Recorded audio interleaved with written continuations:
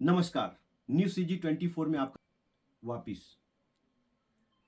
नमस्कार। News CG 24 में आपका स्वागत है। केशकाल विधानसभा की जनता के बीच चर्चाओं का बाजार बड़ा गर्म है कि इस हॉट सीट में कौन सा प्रत्याशी विजय श्री की ओर आगे बढ़ रहा है। आपने देखा होगा बड़े राजपुर ब्लॉक का चुनावी विश्लेषण हम आपके बीच लेकर आए और अब बारी है केशकाल विधानसभा के दूसरे ब्लॉक फरसगांव की। अक्सर लोगों के बीच ये चर्चा चलती है कि फरसगांव में इस बार क्या होने जा रहा है। तो फरसगांव की लोकल लीडरशिप से हमारी बातचीत हुई और हमने फरसगांव ब्लॉक की टोटल 101 पोलिंग बूथ पर जाकर हमने सर्वे किया कि कौन कौन से फैक्टर वहां पे काम किए और ये चुनाव किस बूथ में किस ओर आगे बढ़ा। हम पूरा विश्लेषण आपको इसी चैनल में केशकाल ब्लॉक के बाद एक फाइनल ओपिनियन आपको देने वाले हैं कि इस बार केशकाल विधानसभा में कौन सी पार्टी से कौन सा प्रत्याशी विजयी हो रहा है। फिलहाल चलते हैं फरसगांव और जानते हैं वहां की क्या स्थिति है। 7 नवंबर मतदान के बाद केशकाल विधानसभा में क्या स्थिति रही, इस बात को जानने के लिए आज हमारी टीम फरसगांव ब्लॉक के बानगांव ग्राम पंचायत पहुंची हुई है और आज हमारे साथ खेमन लाल यादव जी, जिनसे हमारा पुराना परिचय भी रहा है, किराने की दुकान चलाते हैं, इनसे हमारी मुलाकात हो गई। ये एक बड़ी ग्राम पंचायत है और इस ग्राम पंचायत में 2 मतदान बूथ हैं। एक तो है बानगांव जिसमें करीब 712 मतदाता हैं और ऐसे ही एक पर्रे बानगांव के नाम से बूथ है जिसमें भी लगभग 700-750 के आसपास मतदाता हैं और करीब 80-82% यहाँ भी एक अच्छा मतदान हुआ है। तो यहाँ बानगांव और पर्रे बानगांव में क्या स्थिति रही है थोड़ा जानने की कोशिश करते हैं। यादव जी, इस बार जो चुनाव हुआ 7 नवंबर के जो मतदान हुआ, आप क्या देख रहे हैं? कुछ बदला हुआ माहौल देख रहे हैं या पहले जैसा देख रहे हैं?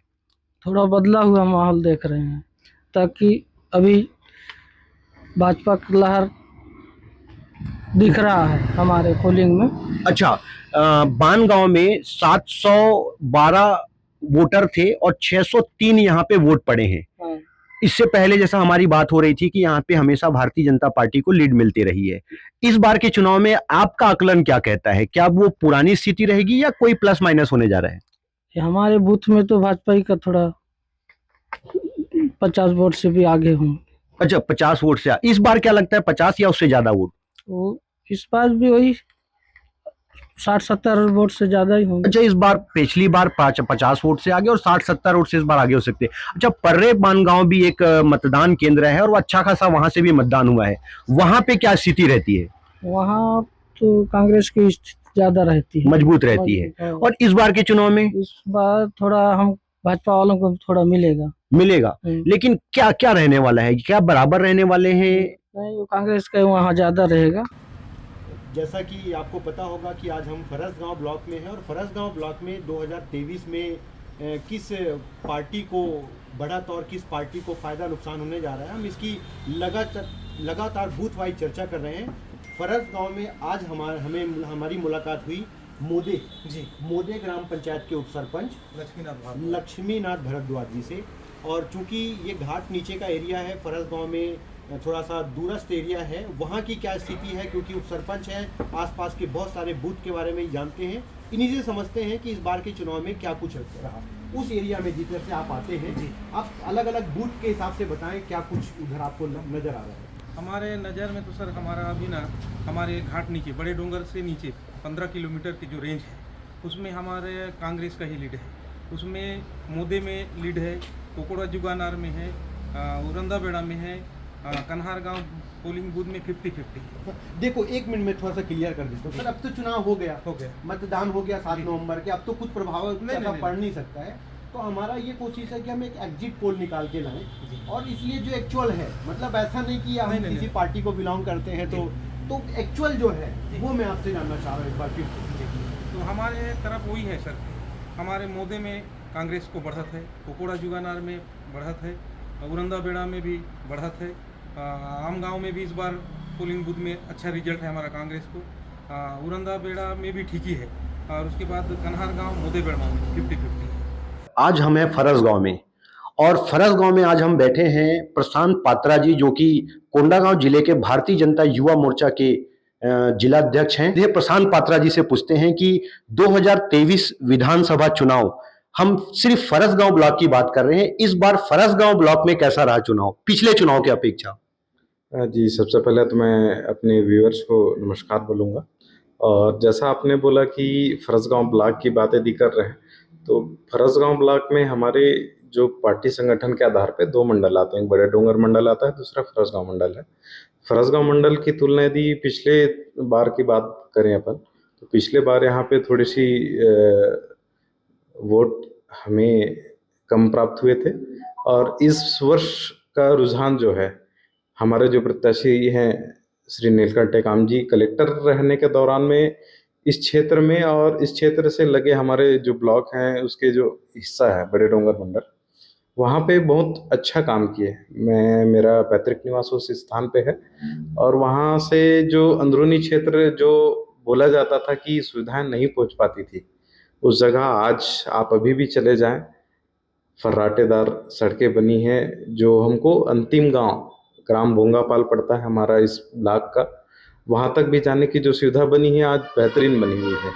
तो ये सब जो देन दिया गया हमारे प्रत्याशी उस समय जब कलेक्टर रहे तब की देन है। तो उस चीज़ का जो आज प्रभाव है हमें बेहतरीन रूप में देखने को मिल रहा है। और ये मैं नहीं कह रहा हूँ, इस क्षेत्र की जनता कह रही है। चलिए, केसकाल विधानसभा की जनता फरसगांव लोकल में क्या स्थिति रही इस विधानसभा में ये जानना चाहती है। फरसगांव नगर क्षेत्र में कितने बूथ हैं, पिछले चुनाव में क्या कुछ रिजल्ट रहा और इस बार आप क्या देख रहे हैं? जी, फरसगांव नगर में 4 बूथ हैं अपने नगर पंचायत क्षेत्र में। और 4 बूथ में पिछले बार जो देखा गया था लगभग एक मिला जुला असर था। बोलना चाहिए एक प्रकार से 50-50 का रेशो रहा। एक बूथ अपोजिशन जीती थी, कुछ बूथ हम जीते थे, एक सिमिलर देखा गया था। और इस बार वर्तमान में देखा जाए तो लगभग हम चारों बूथ में से 3 बूथ तो हम निश्चित जीत रहे हैं। एक बूथ में अपन बेहतर का प्रयास किए हैं। अब वो तो क्या है, 3 तारीख के परिणाम हमको बड़े डोंगर मंडल में, बड़े डोंगर मंडल थोड़ा सा फरसगांव से थोड़ा सा आउटर साइड पे भी पड़ जाता है। वहां पे पिछले चुनाव में आप किस स्थिति में थे कांग्रेस की अपेक्षा, और इस बार अपने आप को किस स्थिति में पा रहे हैं? जी, निश्चित बताना चाहूँगा। पिछले बार जो कांग्रेस के द्वारा कर्ज माफ़ी की घोषणा की गई थी, उसके परिक्षेप में भी हम उस जगह बहुत ज़्यादा अंतर नहीं थे। सिर्फ लगभग 42 बूथों में अपन 1000 वोट का हमने माइनस लिया हुआ था। परंतु इस चीज़ को यदि मैं बताऊँ आपको पुराने समय से, तो वो क्षेत्र भाजपा का गढ़ माना जाता है। और इस बार तो उसी क्षेत्रों में है, हमारे कलेक्टर जी ने बहुत अच्छा काम किया था। तो मैं निश्चित मानूंगा इस बार बेहतर परिणाम वहां से हम प्राप्त करें। पिछली बार आप 1000 समथिंग वोट से माइनस थे बड़े डोंगर मंडल की अगर बात करें, इस बार आप कितना वोटों का अंतर देख रहे हैं? मैं तो बोलूंगा कम से कम 2-2.5 हजार से ज्यादा की लीड अपन 2-2.5 हजार से आप प्लस वहां से रहेंगे। अच्छा, ओवरऑल पूरे फरसगांव ब्लॉक में अगर देखें 54 पोलिंग बूथ है और करीब 82% मतदान, अच्छा मतदान बोला जाएगा, यहाँ पे हुआ है। पिछले चुनाव में लगभग आप 5000 वोटों से पीछे रह गए थे। इस बार के चुनाव में 2023 के चुनाव में आप पूरे ब्लॉक में कितने वोटों का अंतर आप देखते हैं? कितना आप प्लस या माइनस कितना आप देख रहे हैं अपने आप को? जी, जैसे 54 बूथ यहाँ के और बड़े डोंगर मंडल के लगभग 47 बूथ हैं। तो दोनों मिला के मैं चाहूँगा इस बार यहाँ पे लगभग 5,500 के वोट का डिफरेंस पॉजिटिव में प्लस में हमारे पक्ष में पड़ेगा। कांग्रेस पार्टी की तरफ से सरबजीत सिंह बदेसा उर्फ गोल्डी भैया के साथ हैं, और गोल्डी भैया फरसगांव में काफी फेमस हैं और कांग्रेस पार्टी में बड़ी मजबूती के साथ ये पिछले कई सालों से आप इन्हें एक्टिव देख रहे होंगे। तो इनसे ही जानने की कोशिश करते हैं कि फरसगांव ब्लॉक में पिछला जो चुनाव हुआ उसमें क्या स्थिति थी और वर्तमान जो चुनाव 2023 का हुआ इसमें क्या स्थिति है। सबसे पहले गोल्डी भैया हम आपसे जानना चाहेंगे, इस पूरे फरसगांव ब्लॉक जो कि 101 बूथ यहाँ पे आता है, करीब 82% मत यहाँ पड़ा, जो कि अच्छा बोला जाएगा। पिछली बार आप कितने वोटों से आगे थे यहाँ पे? पिछली बार हम 3 से 4 हजार वोटों से आगे थे फरसगांव ब्लॉक से। 3-4 हजार वोटों से आगे थे आप। अच्छा, नगर क्षेत्र फरसगांव में 5 पोलिंग बूथ है, यहाँ पे आप इस बार के चुनाव में क्या देख रहे हैं? नगर के 5 पोलिंग में, एक पोलिंग में हमारा बराबर रहेगा, 4 पोलिंग में हमारी अच्छी लीड रहेगी। 4 में आप लीड में रहेंगे और एक बराबर रहेगा। अच्छा, फरसगांव से एक आउटर एरिया पड़ता है बड़े डोंगर, और ऐसा बोला जा रहा है कि भारतीय जनता पार्टी से जो प्रत्याशी थे नीलकंठ टेकाम, कलेक्टर रहते हुए इस क्षेत्र में उन्होंने बड़ा काम करा, उसका फायदा इस बार उनको मिलने जा रहा है। आपको आप किस क्या देखते हैं वहां पे?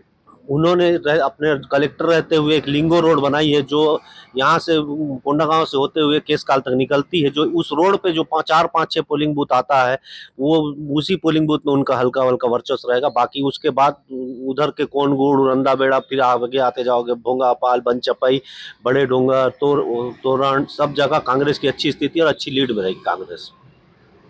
मतलब ज्यादा असर आपके हिसाब से नहीं पड़ने वाला है? 5-6 पोलिंग से ऊपर ज्यादा किसी में असर नहीं पड़ेगा। अच्छा, पिछले चुनाव में आप करीब 3-4-5 हजार वोटों से आगे थे, इस चुनाव में आप अपने आप को कितना आगे कितना पीछे देखते हैं? फरसगांव ब्लॉक से हम 6 से 7 हजार का लीड इस बार देखते हैं। 6 से 7 हजार लीड आपको नजर आ रही है इस चुनाव में। चलिए, ये थे हमारे साथ सरबजीत सिंह बदेसा जी उर्फ गोल्डी भैया, और आपने उनसे जाना कि फरसगांव में क्या स्थिति इस बार रहने वाली है। ये फरसगांव का चुनावी विश्लेषण था। अब बारी है केसकाल ब्लॉक की। आगे हम आपको केसकाल ब्लॉक के चुनावी विश्लेषण की ओर लेकर चलेंगे। फिलहाल दीजिए इजाजत, बहुत बहुत धन्यवाद।